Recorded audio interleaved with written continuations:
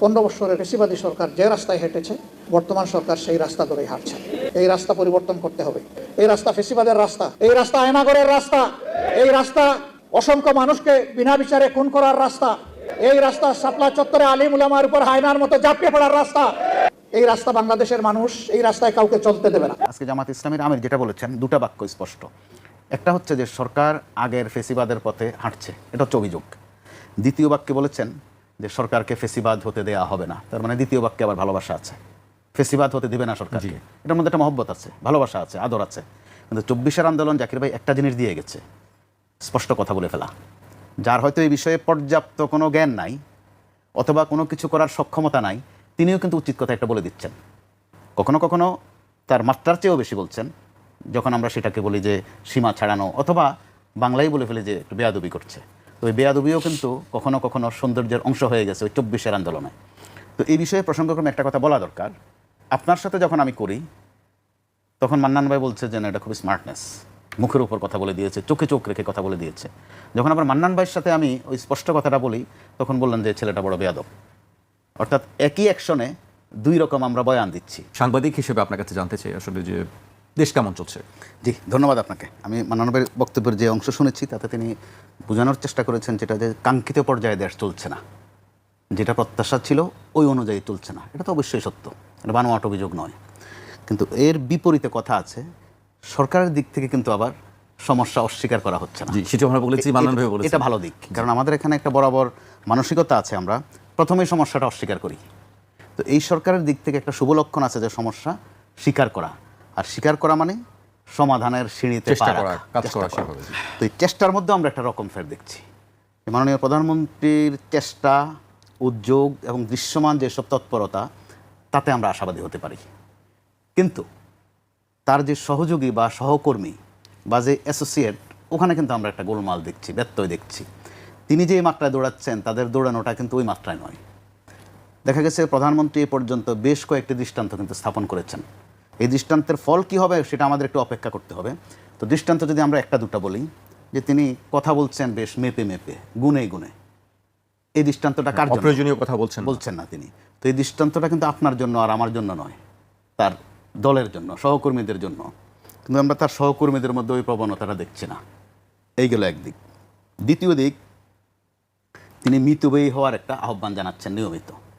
সেটাও কিন্তু শখে নয় বা রাজনৈতিকভাবে খুব প্রশংসিত হওয়ার জন্য নয়, বাধ্য হয়েই। দেশের অর্থনৈতিক অবস্থা আসলে কি তিনি সেটা হাড়ে হাড়ে টের পাচ্ছেন, যে কারণে তিনি খরচে সাশ্রয়ী, চলনে বলনে খুব সংযমী। কিন্তু তার আশেপাশে কিন্তু আমরা ওই সংযমটা দেখছি না, একেবারে দৃশ্যমান। এটা দেখা যায় যে তিনি একটা হাফাতা শার্ট পরে বসে আছেন, এবং এটার কী রহস্য সেটাও কিন্তু বলেছেন। বিদ্যুৎ খরচ কমানো, তারপরে এসি কম চালানো। দেখি যে ওনার দুপাশে শুটেড বুটেড দুজন কিন্তু আবার পরিপাটি হয়ে আছেন। তাহলে দৃষ্টান্তটা কিন্তু ওনার দুই পাশে কার্যকর হচ্ছে না, এটা মানুষের চোখে পড়ছে। আর 24-এর আন্দোলন আমাদেরকে কি দিয়েছে, কি দিতে পারেনি, সেটা হয়তো ভবিষ্যতে আরও বিশ্লেষণ হবে। কিন্তু 24-এর আন্দোলন জাকির ভাই একটা জিনিস দিয়ে গেছে, স্পষ্ট কথা বলে ফেলা। যার হয়তো এই বিষয়ে পর্যাপ্ত কোনো জ্ঞান নাই অথবা কোনো কিছু করার সক্ষমতা নাই, তিনিও কিন্তু উচিত কথা একটা বলে দিচ্ছেন। কখনো কখনো তার মাত্রার চেয়েও বেশি বলছেন, যখন আমরা সেটাকে বলি যে সীমা ছাড়ানো, অথবা বাংলায় বলে ফেলে যে একটু বেয়াদবি করছে। তো ওই বেয়াদবিও কিন্তু কখনো কখনো সৌন্দর্যের অংশ হয়ে গেছে ওই 24-এর আন্দোলনে। তো এই বিষয়ে প্রসঙ্গক্রমে একটা কথা বলা দরকার। আপনার সাথে যখন আমি করি তখন মান্নান ভাই বলছে যে না, এটা খুবই স্মার্টনেস, মুখের উপর কথা বলে দিয়েছে, চোখে চোখ রেখে কথা বলে দিয়েছে। যখন আবার মান্নান ভাইয়ের সাথে আমি ওই স্পষ্ট কথাটা বলি তখন বললেন যে ছেলেটা বড় বেয়াদব। অর্থাৎ একই অ্যাকশনে দুই রকম আমরা বয়ান দিচ্ছি। ওই জায়গাতেও আমাদের সরতে হবেই, সরি আর না সরি আমি আপনি সরতে হবেই। স্পষ্ট কথা বলার যেমন অভ্যাস হয়েছে, শোনার অভ্যাসও রাখতে হবে। তো এর মধ্য দিয়ে সরকার এগোবে। মান্নান ভাই যেটা বললেন আমি মনোযোগ দিয়ে শুনেছি। আজকে জামাত ইসলামীর আমির যেটা বলেছেন, দুটা বাক্য স্পষ্ট। একটা হচ্ছে যে সরকার আগের ফেসিবাদের পথে হাঁটছে, এটা হচ্ছে অভিযোগ। দ্বিতীয় বাক্যে বলেছেন যে সরকারকে ফেসিবাদ হতে দেয়া হবে না, তার মানে দ্বিতীয় বাক্যে আবার ভালোবাসা আছে। ফেসিবাদ হতে দিবে না সরকারকে, এটার মধ্যে একটা মহব্বত আছে, ভালোবাসা আছে, আদর আছে। আর প্রথমে যে সমালোচনাটা করেছেন বা অভিযোগটা করেছেন সেটাকেও তো কল্যাণের অংশ হিসাবে নেওয়া যায়। সমালোচনাও কিন্তু কখনো কখনো সমাধানের রাস্তা দেয়। তো এই ক্ষেত্রে আমরা দেখছি যে প্রধানমন্ত্রী কিন্তু রিসিভ করছেন, যে কোনো সমালোচনাতে তিনি গ্রাহ্য করছেন। কিন্তু তার পরবর্তী ধাপে আমরা দেখি যে একটু কেমন যেন খিস্তি দেওয়া হয়, একটু হুমকি দেওয়া হয়, একটু ধমকি দেওয়া হয়। তো এটাতে কিন্তু আবার আমরা গত 15-16 বছর যেটা ওবায়দুল কাদের করতেন, এক বেলা 2 বেলা 3 বেলা করে করতেন, আমরা কিন্তু তখনও বলেছি যে এই যে খিচুনি যারা দেন তারা প্রতিদিন আওয়ামী লীগকে মিনিমাম 10 হাত করে নিচে নামাচ্ছেন। তা আমাদের কথাগুলো কিন্তু তাদের পছন্দ হয়নি। দিন শেষে কিন্তু 24-এর 5 আগস্ট সেটাই হয়েছে। তো এখান থেকে তো বিএনপির শিক্ষা নেওয়ার বিষয় আছে। আওয়ামী লীগ পালিয়েছে, তো তাদের যেন পালাতে না হয়। কি করলে পালাতে হয় তাদের তো লিসন আছে, ভালোভাবে আছে। আবার জামাত ইসলামী যেহেতু তারা মাননীয়দের সাথে আনার নাই আজকে, তারা সাথে কিন্তু আবার যে জুলাই সনদ এটা রাখে, সংবিধানও রাখে, দুই পক্ষ দুইটা কিন্তু বগলে রাখে। মাননীয়ের কাছে আজকে একটা দেখছি না, বোধহয় মুখস্থ হয়ে গেছে। অর্থাৎ যার যেটা সুবিধা হয়, যদি দেখেন যে আপনি আপনার সুবিধাটা নিচ্ছেন একটু প্রথাগত রাজনীতির মধ্য দিয়ে, তখন আপনি চট করে সংবিধানটা খুলে দেখিয়ে দিচ্ছেন। আবার যদি দেখছেন যে ওখানে ভাগে মিলছে না, এবার ওইটা রেখে জুলাই সনদ বের করে দিচ্ছেন। অর্থাৎ দুইটার কোনোটাই কিন্তু আসলে কোনো আসমানি কিতাব নয়, দুইটাই প্রয়োজনে হয়েছে, দুইটাই মানুষের তৈরি করা। কিন্তু এই দুটা নিয়ে একটু আগে মান্নান ভাইও বলছিলেন জুলাই সনদের কথা, ওয়াদার কথা, সংস্কারের কথা, শব্দগুলো শুনতে সুন্দর, কিন্তু প্র্যাকটিক্যালি সংস্কার বড় কষ্টকর। সংস্কারের যেই অর্থে আপনি করেন, যে পরিবর্তন হওয়া, পরিবর্তন হতে কেউ চায় না, মেরামত করা, মেরামত হতেও কেউ চায় না। অর্থাৎ কোনো কোনো পদ্ধতি আপনি দেখেন, শেখ হাসিনা বড় খারাপ, কিন্তু তার পদ্ধতিগুলো কিন্তু আবার ভালো লাগে যদি আমি এনজয় করতে পারি, আমার ভাগে যদি পড়ে। তো এই দ্বিচারিতা কিন্তু বন্ধ করতে হবে, মানুষ এগুলো খেয়াল করে। একটা সময় মানুষ মাথা নাড়তো, সবসময় এখনও মাথা নাড়ে, মাথা নাড়ার পর একটু পরে আসল কথাটা বলে দেয় যে উনি বললেনটা কি এতক্ষণ। তো এখন যেটা চর্চা শুরু হয়েছে, মুখের উপরে বলা শুরু হয়েছে, গণমাধ্যম সেই অর্থে এখনও কিন্তু, গণমাধ্যম বলতে আমি মূলধারার গণমাধ্যম বলছি, ফেসবুক কিন্তু আবার ভিন্ন জগৎ, সব কিছুই ধরছে তারা, সোশ্যাল মিডিয়া। তো মূলধারার গণমাধ্যম এখনও সরকারের প্রতি কিন্তু যথেষ্ট সহানুভূতিশীল। সেটা কিন্তু দলীয়পনা নয়, সেটা বুঝে শুনেই। একটু 1 মিনিট আমি শেষ করে দিচ্ছি। সেটা কেন? আপনার বোধহয় জাকির ভাই খুব স্পষ্ট করে মনে আছে, নির্বাচনের আগ পর্যন্ত 4-5টা মাস বিএনপি যেমন নির্বাচন দাবি করেছে, আরও অনেকেই নির্বাচন দাবি করেছে। তার মানে সবাই বিএনপি কিন্তু নয় আসলে, কারণ একটা অনাস্থা তৈরি হয়ে যাচ্ছিল ক্রমেই, যে অনির্বাচিত সরকার দিয়ে হচ্ছে না, একটা নির্বাচিত সরকার দরকার। তো জামাত এই দাবির মধ্যে মাঝে মধ্যে বাগড়া দিয়েছে, আবার সরেও যায়নি, থেকেছে। তো এখানে নেপথ্য দিক দিয়ে যে ঘটনাটা ঘটে গেছে, হয়তো এখন বললে কেউ কেউ অন্যভাবে নিতে পারেন, কিন্তু সামনের দিনগুলোতে এই বিশ্লেষণ আসবে। সেনাপ্রধানের একটা বক্তব্য তিনি বলেননি, সেটা সম্ভবত সার্জিসের মাধ্যমে আমরা জেনেছিলাম, যে প্রধান উপদেষ্টা নিয়োগে নাকি বুকে পাথর বেঁধে তিনি সহ্য করেছেন। বুকে পাথর বাঁধা কিন্তু বড় কষ্টের জিনিস। নির্বাচনের পর জামাতের আমির বললেন যে এই ফলাফল তারা মানেন না, নির্বাচন সুষ্ঠু হয় নাই, তারপরও বুকে পাথর বেঁধে এই ফলাফল তিনি মেনে নিয়েছেন। তো এই পাথরের যন্ত্রণা আমাদেরকে একটা সময়ে কোথায় নিয়ে যাবে, কে এই যন্ত্রণা কতদিন সইবেন, অথবা কে কিভাবে বিস্ফোরণ ঘটাবেন, নমুনা কিন্তু আমরা ভালো দেখছি না। মাঝে মধ্যেই দুই পক্ষ যখন যে বয়ানগুলো দেয়, আজও আছে কয়েকটা, কে কোথায় কত কামাই রোজগার করছেন, কে কোথায় কাকে পোস্টিং দেওয়ার বিষয়ে কোন লাইনে তদবিরটা করেছেন, টাকা বিনিময়টা কোথায় হয়েছে, কে দিয়ে এসেছিলেন, কে নিয়ে এসেছিলেন, এগুলো কিন্তু যারা গণমাধ্যমে আমরা কাজ করি টুকে রাখি কিন্তু সুন্দর করে।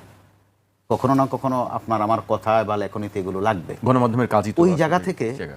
দল দুটার কেউই কিন্তু নিস্তার পাবে না। আমরা যেমন সরকারের 6 মাস বলছে যে সরকার 6 মাস কি করলো, সমান্তরালে কিন্তু প্রশ্ন আছে যে বিরোধী দল 6 মাসে কি করলো। এই প্রশ্ন বিরোধী দলের সামনেও কিন্তু জবাব দিয়ে তার প্রশ্ন আছে, কারণ আমাদের বাস্তবতা তো বদলে গেছে।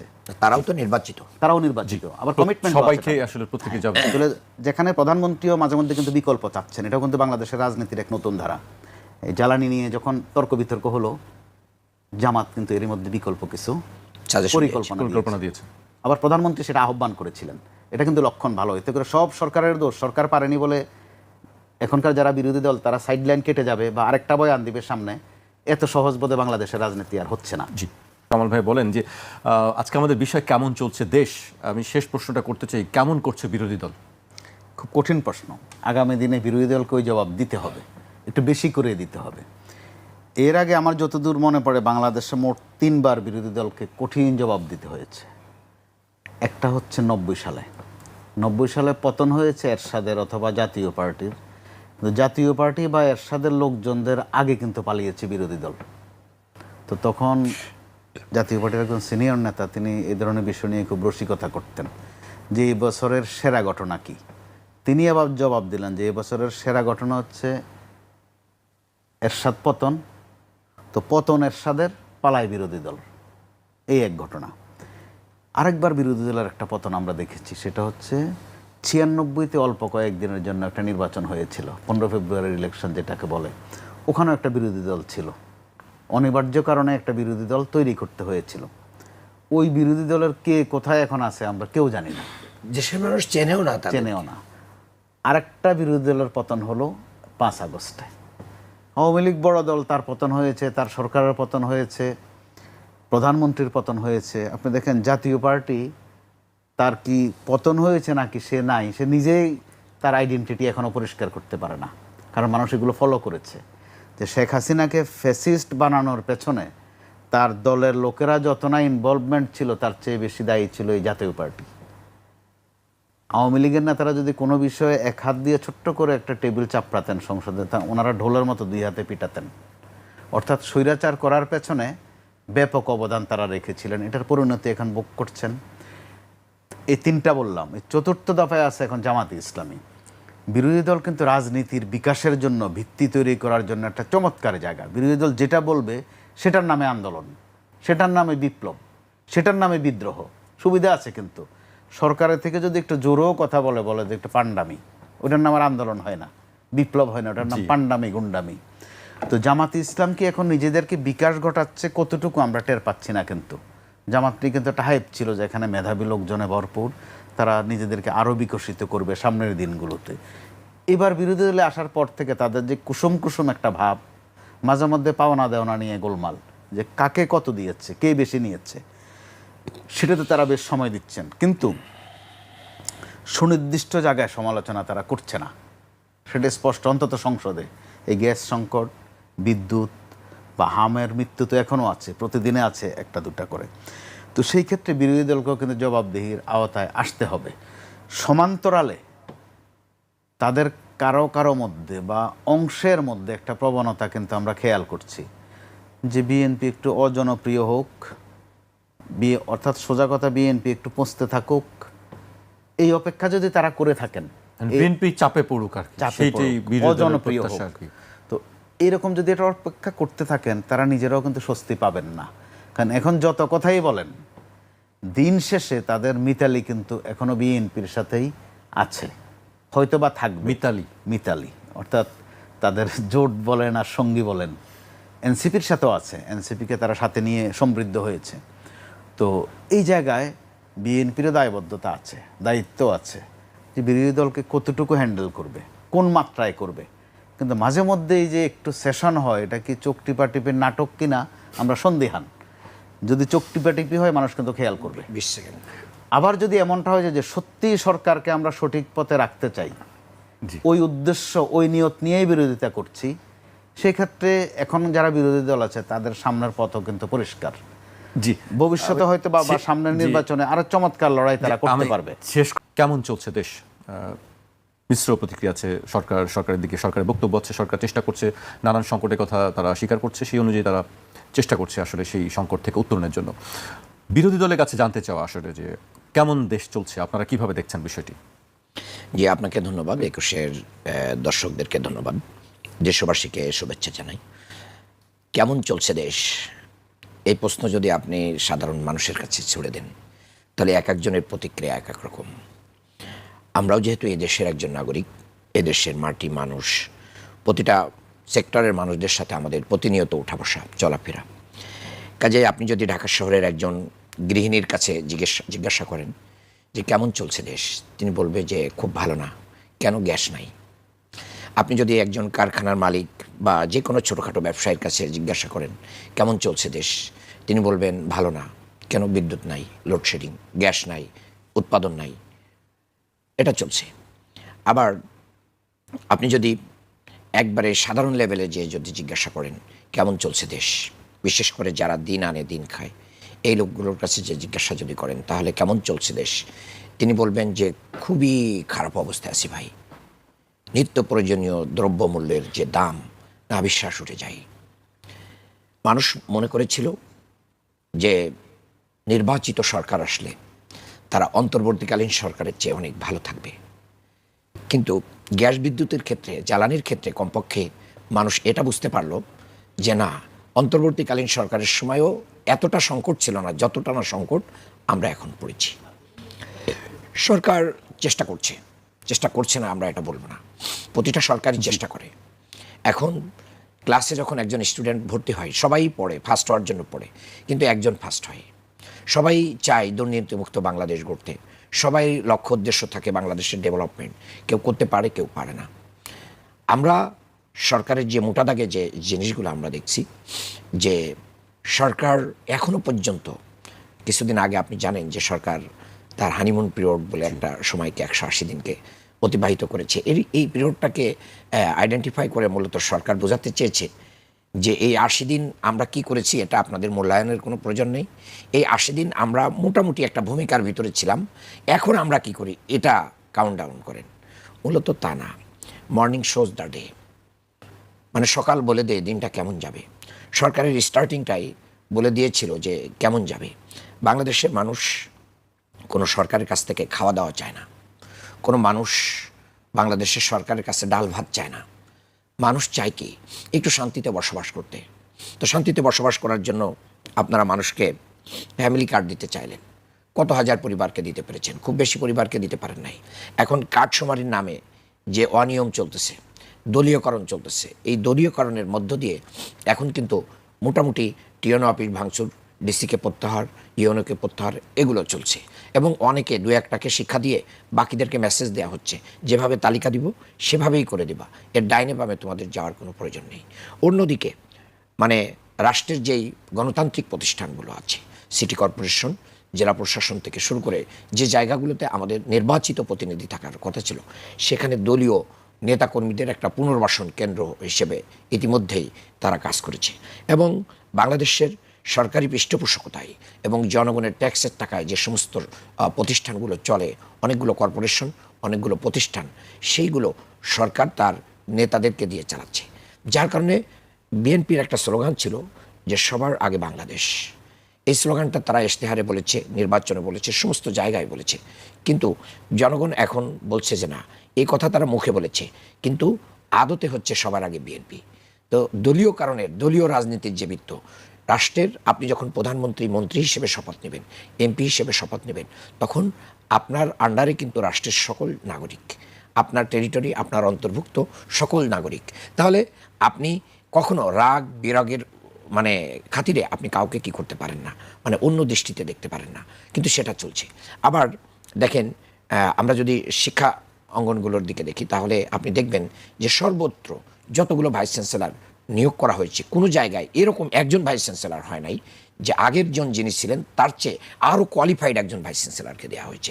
সারা বাংলাদেশে বিএনপি কোথাও, আমি চ্যালেঞ্জই করলাম যে সারা বাংলাদেশের কোথাও একজন ভাইস চ্যান্সেলর, সেটা ঢাকা বিশ্ববিদ্যালয় হোক, রাজশাহী বিশ্ববিদ্যালয় হোক, চট্টগ্রাম বিশ্ববিদ্যালয় হোক, ইসলামী বিশ্ববিদ্যালয় হোক, যত জায়গায় হোক, আগের যে ভাইস চ্যান্সেলরগুলো ছিল সেখান থেকে যোগ্য একজনকে দিয়ে আগের জনকে সরিয়ে দেওয়া হয়েছে। এটা কিন্তু হয় নাই। আসলে অন্তর্বর্তীকালীন সরকারের আমলে তো কোনো দলীয় দৃষ্টিকোণ থেকে নিয়োগ হয় নাই। তাহলে এখানে দলীয় কারণ হয়ে গেল। এই দলীয় কারণের বৃত্ত দিয়ে মূলত সবার আগে বিএনপি হয়েছে, সবার আগে বাংলাদেশ তো হয় না। জি মানান ভাই, আপনি এক টানা অনেকগুলো কথা বললেন, সরকারের কোথায় কোথায় ভুল আছে, কোথায় কোথায় সমস্যা আছে, সেই বিষয়গুলো আপনি তুলে ধরলেন। জামাত ইসলামী আসলে ক্ষমতায় আসলে কি করতো? ইয়েস, এটা আমাদের এই সংকটগুলো, অনেকগুলো সংকটের কথা আপনি বলেছেন, সেই সংকটগুলো আসলে কিভাবে আসলে মোকাবেলা করছেন আপনারা? ইয়েস, জামাত ইতিমধ্যে এই সংকট মোকাবেলায় সরকারের করণীয় কি সে ব্যাপারেও অ্যাডভাইস করেছে। জামাত প্রেস ব্রিফিং করেছে, জামাত অ্যাডভাইস করেছে। আপনারা দেখবেন যে রাষ্ট্র পরিচালনায় আমরা যদি শুধু দলীয় লোকদের দিকে তাকিয়ে থাকি তাহলে এটা সম্ভব না।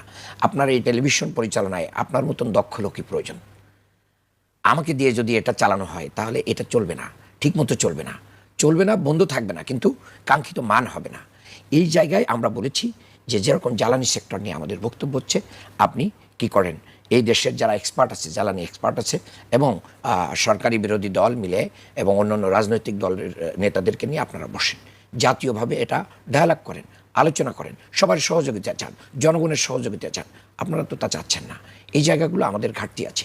এদেশে বহু এক্সপার্ট লোক আছে, আপনারা দেখেছেন, অনেকে বিদেশে আছে, তারা হয়তো বিএনপিকেই ভালোবাসে, কিন্তু তার মেধা যোগ্যতা বিকশিত হচ্ছে বাইরের বিশ্ববিদ্যালয়গুলোতে, বাইরের কোম্পানিগুলোতে, বাইরের শিল্প প্রতিষ্ঠানে, বাইরের বিজ্ঞানাগারে, বাইরের রিসার্চ প্রতিষ্ঠানে। আমরা তো তাদেরকে আনছি না, পুনর্বাসন করছি ক্ষুধার্ত নেতাকর্মীদের। আপনি অবশ্যই নেতাকর্মীদের কোনো না কোনো জায়গা থাকতে হবে, সেই জায়গাগুলো তো নির্বাচিত প্রতিনিধি হওয়ার জন্য বহু মানে স্টেজ আছে। আপনার ইউনিয়নের মেম্বার থেকে শুরু করে নিয়ে আপনি রাষ্ট্রের প্রধানমন্ত্রী পর্যন্ত বহু জায়গায় মানে নির্বাচিত করার সুযোগ তাদের রয়েছে। কিন্তু রাষ্ট্র পরিচালনার যে নর্মস আছে, আপনি সেই জায়গাগুলো মনে করেন যে আপনার সচিবালয়ে আপনি এমন একজন লোককে মানে এনে নিয়োগ দিয়ে দিলেন, যিনি আগে নির্বাচনের সময় দলীয় রাজনীতিতে যুক্ত হয়ে পড়লেন, যুক্ত হয়ে পড়ে কমিটিতে ছিলেন, এখন তাকে নিয়ে এসে আবার কি করলেন, আপনি চুক্তিভিত্তিক নিয়োগ দিয়ে সচিবালয়ে আপনি নির্বাচন কমিশনে বসিয়ে দিলেন। তাহলে নির্বাচন কমিশনটা কিভাবে আপনি মানে অবাধ, সুষ্ঠু, নিরপেক্ষ, গ্রহণযোগ্য নির্বাচন করবেন? আগেই তো মানুষ